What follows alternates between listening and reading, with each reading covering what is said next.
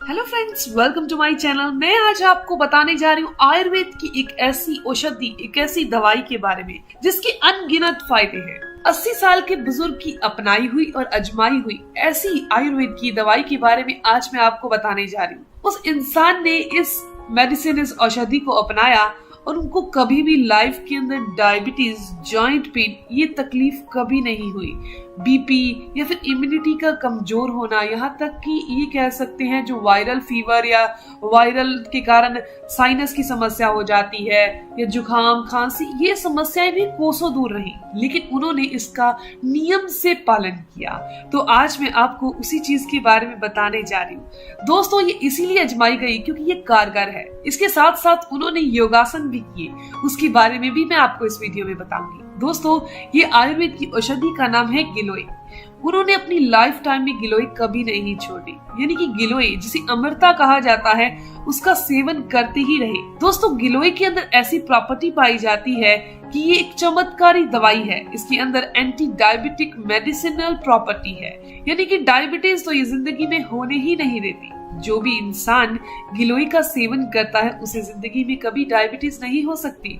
Seven करने का तरीका भी मैं आपको इस वीडियो में बताऊंगी, साथ में योगासन भी बताऊं जो मैंने आपको बोले हैं। दोस्तों, ये जो गिलोय होती है ना, अगर नीम के ऊपर चढ़ी होती है, यानी बेल के टाइप की होती है ना, अगर नीम के ऊपर चढ़ी गिलोय का सेवन अगर आप करते हैं तो ये डायबिटीज वालों के लिए सबसे उत्तम है। इसके अलावा दोस्तों, अगर किसी इंसान के जोड़ों में दर्द है, जोड़ों में सूजन है, जोड़ों में इतना दर्द होता है कि चलने में, फिरने में या फिर हाथों को हिलाने में तकलीफ होती है, दोस्तों ये उनके लिए भी काफी फायदेमंद है। गिलोय का रस पीना आंखों की रोशनी को बढ़ाता है। अगर बच्चे हैं, बुजुर्ग हैं या फिर युवा हैं, वो भी इसका सेवन बहुत आराम से कर सकते हैं। दोस्तों, ये गिलोय जो है ब्लड सर्कुलेशन को सही करती है, यानी कि खून के फ्लो को शरीर के अंदर सही करती है। नसों में किसी भी तरह की कोई ब्लॉकेज, कोई कमजोरी नहीं आने देती। कभी कभी नसों में कमजोरी के कारण मांसपेशियों में दर्द और ऐंठन सी रहने लगती है, तो ये समस्या भी दूर कर देती है। दोस्तों, गिलोय का सबसे बड़ा फायदा ये है कि ये वात, पित्त और कफ तीनों चीजों को बैलेंस करती है। वात के कारण होने वाला नसों में ब्लॉकेज और जोड़ों में दर्द, क्योंकि वात के कारण ही तो नसों में ब्लॉकेज आती है। नसों में ब्लॉकेज और वात के जितने भी रोग हैं, मांसपेशियों में दर्द, घुटनों में दर्द, जोड़ों का दर्द, ये गिलोय जो है वो दूर कर देती है। पित्त के कारण अगर आपको एसिडिटी बहुत ज्यादा बनती है, गैस बहुत ज्यादा बनती है, खाना अच्छे से डाइजेस्ट नहीं होता, तो ये समस्या भी दूर हो जाती है गिलोय का नियमित सेवन करने से। और कफ के जितने भी रोग हैं, खांसी, जुकाम, रेस्पिरेटिव सिस्टम डिस्टर्ब होना, सांस लेने में तकलीफ होना, तो ये सारी समस्याएं भी दूर हो जाती हैं। तो चलिए जान लेते हैं इसका सेवन कैसे करना है। आपने गिलोय की बेल देखी होगी, आपके आसपास होगी, आपके घर में होगी।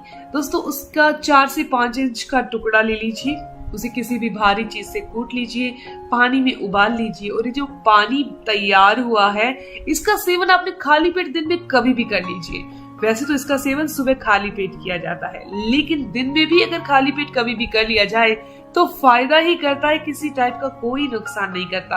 यानी इतने फायदे हैं, पूरी जिंदगी आप इसका सेवन कर लीजिए, आप सारी की सारी बीमारियों से बचे ही रहेंगे, कोई तकलीफ नहीं होगी, कभी आपको डॉक्टर के पास जाने की जरूरत नहीं पड़ेगी। अब बात करते हैं वो योगासन की जो 80 साल के बुजुर्ग ने किए और गिलोय का सेवन किया और हमेशा तंदुरुस्ती रहे। दोस्तों, सबसे पहला है कपालभाति प्राणायाम। प्राणायाम है, सिर्फ 2 प्राणायाम ही उन्होंने किए हैं, कपालभाति प्राणायाम और अनुलोम विलोम। ये दोनों के दोनों जब आप करते हैं तो जो कपालभाति प्राणायाम है, ये हमारे पेट की सारी मूवमेंट को सही करता है, हमारी बॉडी के अंदर के ऑर्गन्स को सही करता है, जैसे कि किडनी है, लीवर है, पेनक्रियास है, हमारी आंतें हैं, इसको ठीक करने का काम करता है। इसके अलावा जो अनुलोम विलोम है दोस्तों, वो हमारी नसों के जितने भी रोग हैं उनको ठीक करता है, यानी कि नसों की ब्लॉकेज नहीं आने देता। इसके अलावा अनुलोम विलोम के बारे में तो ये कहा जाता है कि नाड़ी शोधन प्राणायाम है, यानी कि नाड़ियों को साफ करता है, शोधता है, तो इसका इस्तेमाल आप भी जरूर करिए। इसके अलावा उन्होंने कोई प्राणायाम और नहीं किया, पर उन्होंने कपालभाति और अनुलोम विलोम नियम से किया और हमेशा स्वस्थ रहे। दोस्तों, आज की ये जानकारी बस यहीं तक है। अगर आपको भी ये जानकारी अच्छी लगी, आपके काम की है, तो इस वीडियो को जरूर लाइक कीजिएगा, अपने दोस्तों के साथ जरूर शेयर कीजिएगा। और अगर आपके कोई भी सवाल हो तो आप जरूर पूछिए, आपकी हर एक सवाल का जवाब जरूर दिया जाएगा। मिलते हैं दोस्तों नेक्स्ट वीडियो में, तब तक के लिए धन्यवाद।